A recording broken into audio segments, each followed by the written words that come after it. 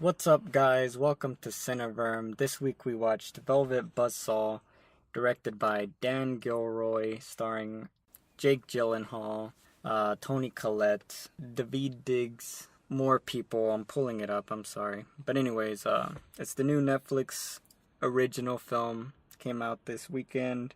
I'm a huge Jake Gyllenhaal fan, so I was very, very excited to watch this movie, especially because the director did Nightcrawler, which is a masterful film. If you haven't seen it, go watch it. Oh yeah, my name's Anthony. Wait, did I say my name? No. My name's Anthony Renteria. With me is Chelsea.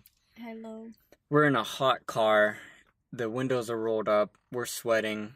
We might call the police on ourselves so we can be evacuated. But we're struggling on. It was beautiful 2 hours ago.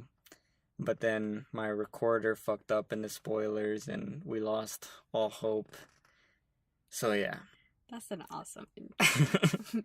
But let me tell you everything that went wrong now. This movie doesn't really have that much going for it because we're already kind of flipped up. Mm-hmm. But just off the bat, let me just start out with saying quickly, I think this is going to be a quick review. Our spoilers ended very quickly. So basically, don't watch the movie. Yeah, I wouldn't recommend this film to anyone. I'm just going to give my score out front. I gave it a 2 out of 10. I thought it was terrible. I will try to outline my reasoning for this judgment that is biased because I am a biased person. And there are some elements of this film that I really like, though, so I'll talk about the good first. Jake Gyllenhaal, all the actors and actresses in the film did very good performances. The idea of showing critique and criticisms and the critic world, the art world, all that stuff is a goldmine for amazing ideas and concepts. Mm-hmm. And the film has a lot of them. The paintings within the film are gorgeous. They look fascinating. I would have watched the whole movie just if it was just screenshots of these paintings for 3 hours. And that's about it. That's all the positive that I have to say. And before I get to negative, what do you have to say, Jim? Because then I'm just gonna. Oh, what do you think this movie's about? Just criticisms? I think the film tried to be. I think it's a metaphor for how you take something like art, mm-hmm. and then you exploit it not only in making it have value that's not real. Mm-hmm. Whether it's monetary or it's regard, so, praise. You can easily make any piece of art mean more than it even was meant to mean to the artist. I can draw a stick person, hang it up in the most famous museum, and people might actually be like, oh, fuck. Wow, look at this pencil drawing. What does it mean? Why is the rest of it all white? It's all blank. Elementary. Simple. 4 lines, 1 head. He forgot to draw 1 eye. You can dive into something. I could dive into my fart, how it sounds or whatever, and I think the film is trying to show that. Uh-huh. But then at the same time, the film has this weird horror thing that I guess is the supernatural element in the film. Mm-hmm. And that's what just ruins it. I wish this was just a film about the critique world. If they would have edited out all the horror stuff, I think I would have enjoyed this film much more. You think it would have been more like a drama then? Oh, I would have loved this film as a drama. Look at Nightcrawler, what he did with the idea of a man wanting to exploit media, and how he had that single idea, and the character who is basically sociopathic. Mm-hmm. And the extent he's willing to go to take over anything and everything. Mm-hmm. He basically runs the news organization by the end of the movie. Mm-hmm. And imagine taking that execution and applying it to this world of art. Yes. And critique. Yes. Fuck. And it's so disappointing seeing, like, oh my god. It'd be like Christopher Nolan, his next movie is like a kid's movie. And it's a big action kids movie, but then it's nothing like him. Mm-hmm. It feels, I don't even know. Mm-hmm. The whole film just felt so thin to me. Even me trying to come up with what metaphorically it could mean, it's all with no value because nothing is supporting itself. Mm-hmm. You made a very good definition in the spoilers where it was like a house and you had an acre to build a house, but then if you were to set some constraints on that designer engineer, Mm-hmm. he would have to either dig low or above, and he would be forced to add layers to the film. Mm-hmm. This film just feels like a first draft. Mm. It feels like, ooh, this would be such a cool movie to make one day, but no one wants to pay for it. And I kind of understand why no one wanted to pay for it besides Netflix. Mm. He needed to dive deeper into it. Mm. He had too many deep elements in it for him to just wing all the horror stuff. Yeah. Okay. Have I said my score? No. Okay, so my score is a 3 out of 10. And basically what Anthony said. Very light movie, and I think it's not a movie your average person would really like. Yeah. Or even me. I'm getting more into films, and yet I couldn't find the reason why this movie was so unappealing. At the end, it kind of left a bad taste in my mouth. Oh, Like, yes. did I just waste 2 hours of my life?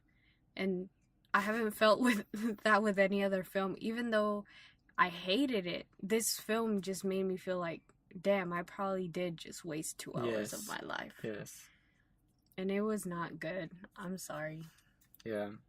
I'm not sorry. I'm not sorry, Dan. Yeah. I believe in myself. Yeah. So I guess that's it for the review. Wait, did I already say my score? You said 2 out of 10, no? You already said who you would recommend it to? No one? No one. Yeah. Not really. So honestly, guys, if you're not interested in watching it, you should just go ahead and go check out our spoiler discussion. Yes. It's kind of fucked up because our recorder fucked up, like I said in the beginning, but we do get in some interesting discussion about the whole Netflix model and how it could be, well, it's helping artists, but at the same time, there is something I feel that is missing. Yeah, is missing. And we talk about that, and I'll dive a little more deeper. There really isn't any spoilers for this film. Literally, yeah. It's at all. We didn't really talk about really specific parts, right? No, we didn't. That's why I'm saying it was kind of even, this movie's so thin, we couldn't even fucking do our 2 hours spoilers. Yeah, we couldn't really critique. It's fascinating because it feels like a... I think I have the reason why. How you were talking about, you put a stick figure in the place where everything is already critiqued in the first place. Mm-hmm. In a big fancy museum. This is kind of what that movie was. Oh. We see it as what it is. And it was very plain. But if we were truly to critique it, we would be sucked into the world of pulling meaning out of thin air just to make it work. I was reading some reviews and people were like, wow, this is a fascinating film about art and all this stuff. And I'm just, the horror shit is so bad. So bad. Even, I bet Happy Death Day had better horror moments than this film. Well, I was also going to add that no. Maybe as a painting, we could for sure go into it. Be like, you know what, the painting with the oils. Well, oh my god, I don't know. Just on a cinematography, shot design, just visuals, it was fucking ugly. I thought Bird Box was ugly. Whoa, Netflix is on the next level now, boys. For uglies? This felt like a TV show. It looked like a TV show. I didn't know you could make my boy Jake Gyllenhaal look like he was in a TV show. Next. Anyways, that's our review. We're sweating. My armpits are sweating. The corner of my the space in between your pinky and your ring finger, that's sweating. You know what's fascinating? I think some of these like reviewers or whatever, they probably see the horror parts of the movie, right? And it's bad. And they're like, wow, that is actually intentionally bad to Yes. make you. Yes. This film feels like, he's like, this film feels like a secret fuck you. Mm-hmm. He's like, I'm gonna make a film and I'll have some good parts. Just enough good parts to where you think, wow, this guy's fucking shit because he has gold and then he decided to piss on it. Mm-hmm. And then he purposely decided, I'm gonna make it a horror movie and I'm gonna make all the horror shit awful and generic. Because that's what's popping right now is generic horror stuff, which is not true. Yeah, most horror films are at an fucking Hereditary, one of the best horror films I've seen, just masterfully crafted. So many other horror films that I can't name right now because I'm too sweaty, but I don't get it. I just don't get it. That's the review. Sorry for anyone who was excited. The other thing, I was very excited. I'm not gonna lie. I went into this movie being like, I'm probably gonna give this a 10 out of 10. Nightcrawler. I mean, come on, this dude made Nightcrawler with Jake Gyllenhaal. Fuck, if you haven't seen Nightcrawler, just watch Nightcrawler. Fuck, I just want to watch Nightcrawler now. I don't understand. I physically cannot understand how someone who made this. Like, did he just give up? Is he depressed? Was he a drug addict and then he got sober? I don't know. Was he drinking too much? Did he lose faith and was the artist who had to go out of his situation and go to a private beach house a quiet metaphor for what this film really was for the author?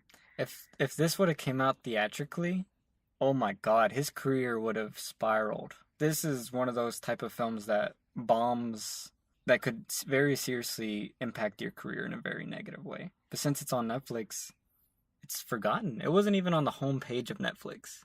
And it came out today.